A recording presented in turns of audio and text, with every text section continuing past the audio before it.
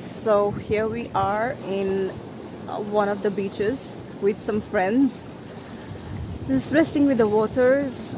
There is this dear friend Anoop trying to record something. There is my husband with friend. He has lost his wedding ring. So there's a moment of panic there. And here I am, sitting on this rock. Pure pleasure. So I wanted to share something with you. So, hello sisters, welcome. This is Jonita D'Souza, and as I said, I'm here on this rocky shore, sitting. This waves. Look at this beauty. We didn't actually come here to swim, but when we got to see this beauty, we couldn't resist. So I wanted to talk something about International Women's Day. Why did I start giving this day an importance? I think it's really important for me to share because some people say, yeah, International Women's Day, what's the big deal? It's just another day, just like how you talk about Valentine's and things like that. I wanted to share why it is this day holds a special relevance to me. And probably this might entice you too. So what I wanted to share is that it was literally in 2009. So it was in 2009 when I was new, almost very new in London. I met my husband at that time. We were dating, and it was 8th of March. And he bought a bunch of flowers for me. So, and he wished me like Happy Women's Day. And for me, that was the very first time in my life that someone wished me on Women's Day and brought me flowers. I had never had that experience, and he explained it to me that in Europe, pretty much it's a tradition that men give flowers to their women on International Women's Day. So all of that felt really good, really nice. We were dating, and it was all really exciting, and I was smitten. So that was it. And after we spent the evening, I went back home and I began to Google about International Women's Day. So what I found was something that actually then bothered me, and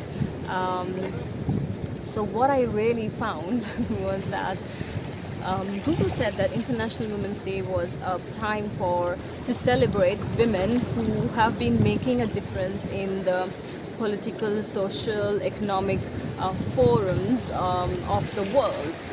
And this somehow did not suit very well to me at the time. It did not sit well with me.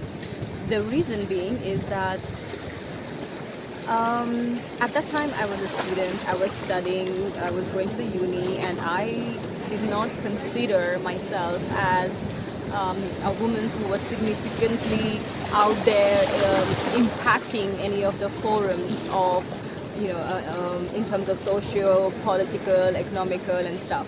So it didn't feel right to me that the International Women's Day was meant or was created to celebrate women that way. And I felt like I was a student and I wasn't contributing much according to their definition, and it doesn't feel right, because if it's International Women's Day, then you have to pretty much celebrate womanhood, not women's achievement in the corporate world or in the corporate forum. So so that bothered me. However, as I said, there are crabs walking.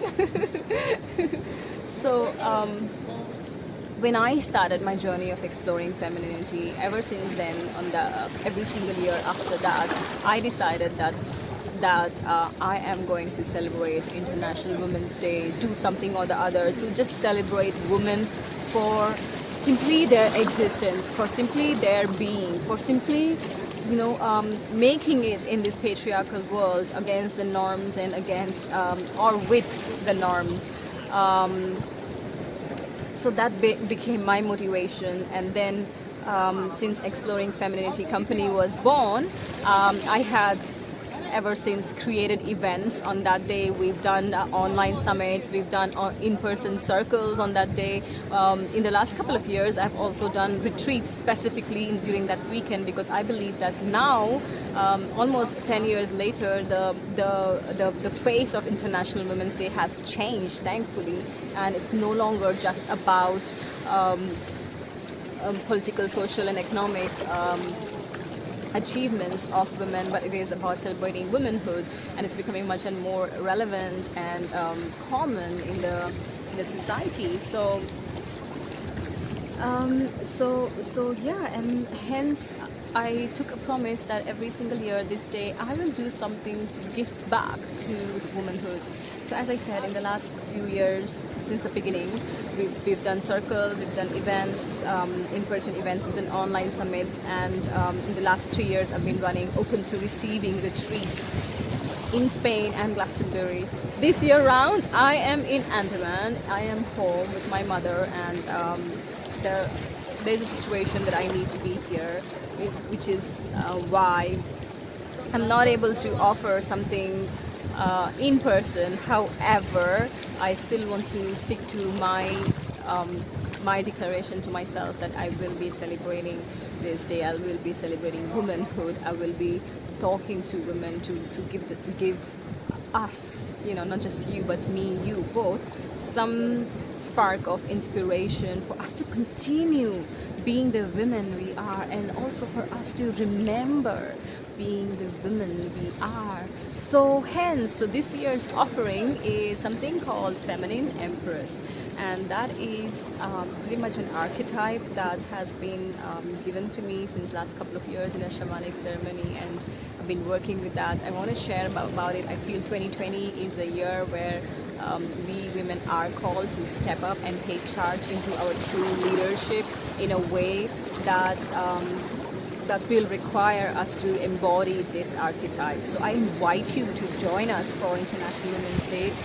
Let's go through the journey of Feminine Empress, and invite other sisters. If you know women who would benefit from knowing this information or listening to this video series, then please come on. Join us. Let's together rise the feminine consciousness and honor each other, because in order to become the empress, the feminine empress, we do it together with each other, embodying our highest level and embodying the different archetypes in our day-to-day life. So I am really excited. The link will be somewhere in the comments. Please join.